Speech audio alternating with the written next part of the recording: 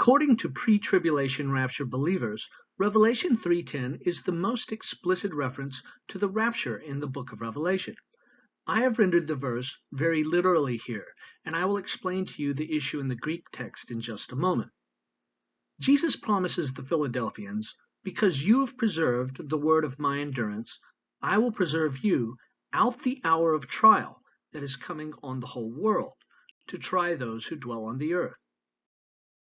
So what is the issue in the Greek text? Well, we have two words with which we are concerned. The first one is a verb, tereo, which means to keep, preserve, or guard. And the second one is a preposition, ek, which means out or from. According to the rapturists, this should be translated to keep you out of testing. That is, the Philadelphians will not even enter into testing, because before the test arrives, they will leave. Now you will find that most Greek scholars prefer this next rendering, and this is the one that I am promoting here, where it should be translated to preserve you through testing, so that you come out the other side. So who is right, and how can we know? Well, it's a matter of method. You see, a Greek scholar is not just concerned with what these words mean individually, he's concerned with a collocation of words, that is, the way that they are used together. Because some words, especially verbs when they're combined with prepositions, take on different meanings. So for example, if I said, "Have you heard Justin before?" that means one thing, but if I say, "Have you heard of Justin?" that means something totally different. If you combine a verb with a preposition, sometimes it results in a major semantic shift, that is, a major shift of meaning. So what a Greek scholar is going to do here is he is going to search ancient Greek literature to see if there are any other places where tereo and ek are used together. And as it turns out, there is only one place in all of ancient Greek literature where these two words are used together, and it's in a related document, in the Gospel of John.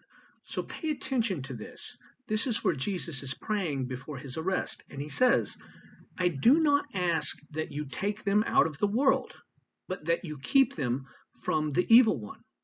Now clearly, tereo ek here does not mean to leave before the trial.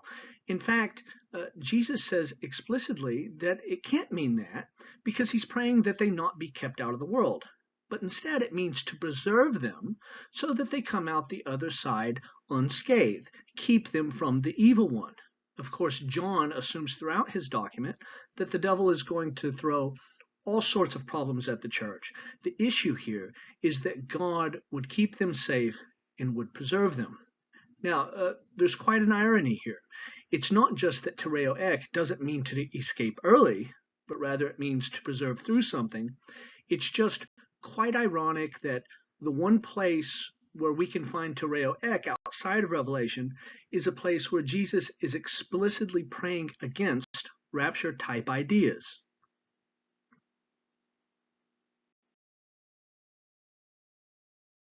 In fact, there is a word play here. Jesus says because they have preserved his word, tereo, he will preserve them, tereo.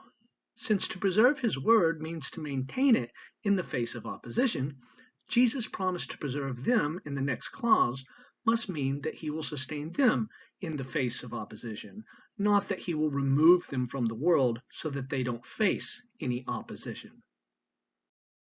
Immediately we can anticipate the objection, but the church is not appointed to wrath, and therefore we have to leave the earth before God pours out the plagues. Well, this issue of the church not being appointed to wrath is something John is very concerned with, and he is very concerned to communicate a solution to the problem. It's just that the solution that he gives us is not the rapture, it's the protective seal that is placed on the believer's forehead that protects him from the plagues of God. So for example, we're told in Revelation 7, before the angels are allowed to harm the earth or the sea or the trees or anything in the world, that the slaves of God have to receive this protective seal on their foreheads. In Revelation 9, at the plague of locusts, we are told specifically that these locusts can hurt everyone except for those who have the seal of God on their foreheads. In Revelation 16, At the plague of the painful sores, we see again that the plagues are not poured out without discrimination, but rather they are only poured out on those who accept the mark of the beast. And then in Revelation 18, Christ tells the church, "Come out of her, my people, lest you take part in her sins, lest you share in her plagues," implying that if one will separate from the moral corruption of Mystery Babylon, then they will not receive her plagues. John is quite concerned with this issue, and he has a solution that he discusses several times. Now, it's interesting to me that the rapturist is often very quiet about John's solution to the problem, and he is absolutely silent about their solution to the problem. Right? You don't need to go and get the rapture to solve this problem. The author himself is giving you the answer. Go with his answer. Don't concoct your own.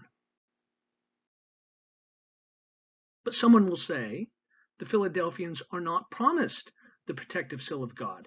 This is only given to the 144,000 Jews. Well, this is not so. In verse 12, he tells the Philadelphians, "I will write on him the name of my God and my own new name." As is well known, in Revelation 7, the 144,000 received the seal of God on their foreheads. Well, in Revelation 14:1, we are told what the seal of God is. It says it's his name and the name of his Father written on their foreheads. And also in Revelation 22 and verse 4, we find out that every Christian receives the seal of God on their foreheads. So it is not at all the case that only a certain group of Jews receive the seal of God. The Philadelphians are told that they will receive it, which makes sense because they were just told that they will be preserved through the time of trial that is going to be poured out on the earth dwellers. And then in Revelation 22, again, we see that all the church will have the seal of God. In conclusion, we find that the promise, "I will preserve you out the hour of trial that is coming on the whole world to try those who dwell on the earth," this means you will be protected from the plagues that God will use to drive the unbelievers to repentance. There is no rapture here. There is only the faithfulness of God to preserve us from his wrath while we preach the gospel to a hostile world system.